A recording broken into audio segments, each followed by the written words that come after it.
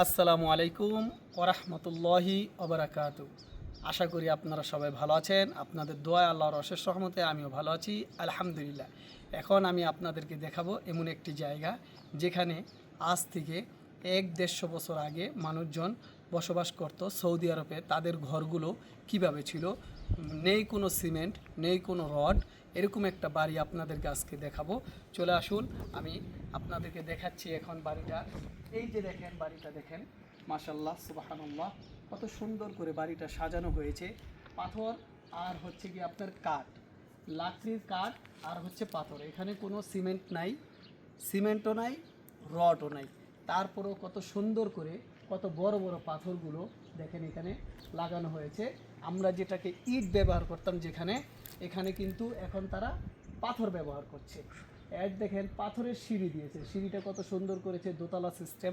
আপনার দোতলায় উঠতে হলে সিঁড়ি দিয়ে উঠতে হবে। তারপর আপনাদেরকে এই বাড়িটার আরেকটা বৈশিষ্ট্য বলবো। এই বাড়িটা যার, আমি শুনেছি উনি নাকি একজন খুব বড় বুজুর্গ ছিলেন, আল্লাহওয়ালা ছিলেন।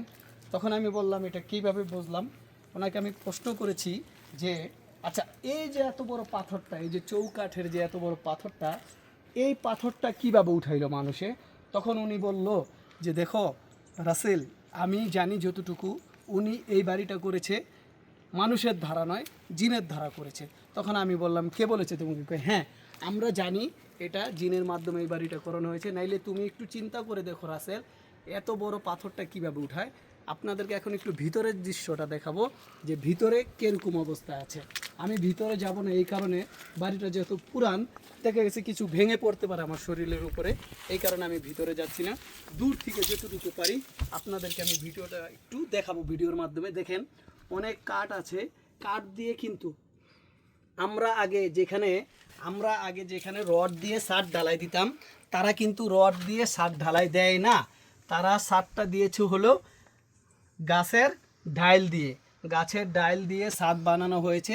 অবশ্যই আপনারা দেখতে পাচ্ছেন গাছগুলো ভেঙে পড়েছে। এই যে কাঠগুলো দেখেন, এগুলোই পিলারের কাজে ব্যবহার হয়, এগুলোই আপনার মাচার কাজে ব্যবহার হয়, ছাদের ক্ষেত্রে এগুলো তারা ব্যবহার করেছে। দেখেছেন তো ঘরটা ভেঙে পড়ে গিয়েছে, অনেক পুরনো একটি ঘর। আপনাদেরকে একটু দেখালাম, দেখেন এই যে একটু ঝুম করে ভিতরের দৃশ্যটা দেখাচ্ছি। এই যে দেখেন এটা হলো পিলার। এই পিলারটা হচ্ছে এই দেশে যারা অনেক আগের যে পিলারগুলো ছিল, এগুলো হচ্ছে পিলারগুলো এই সিস্টেমে দেওয়া হয়। এই যে পাথরগুলো ভেঙে পড়ে গিয়েছে, লাকড়িগুলো নষ্ট হয়ে গিয়েছে, তারপরও দেখেন 1-150 বছর পুরনো, এখনও কিন্তু গাছগুলো কত সুন্দর রয়েছে, কাঠগুলো এখনও কিন্তু অনেক স্বচ্ছ রয়েছে। আবর যদি আপনি ঠিকঠাক করে কিন্তু আবর ব্যবহার করতে পারবেন। আমি বাউন্ডারি দিচ্ছি ইট দিয়ে, তারা দেখেন বাউন্ডারিটা দিয়েছে কীভাবে, পাথরটা কত সুন্দর করে ফিনিশিং করেছে। দেখেন একটুও কিন্তু আপনার হচ্ছে গিয়া সিমেন্ট নেই, কিন্তু কত সুন্দর করে দেখেন, এই যে ফাঁকা নাই, কিন্তু হাওয়া আসবে না আপনার ঘরে। এটা হচ্ছে একটা বাউন্ডারি। আমরা চৌকাঠ ব্যবহার করি কি দিয়ে? সিমেন্ট রড দিয়ে। তারা চৌকাঠ ব্যবহার করেছে একটা পাথর দিয়ে চৌকাঠ।